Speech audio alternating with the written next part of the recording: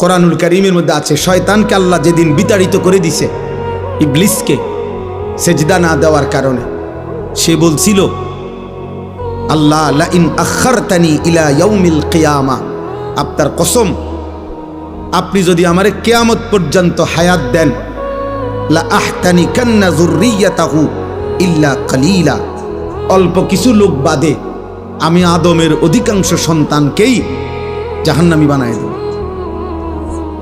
নাফরমান বানিয়ে দেব।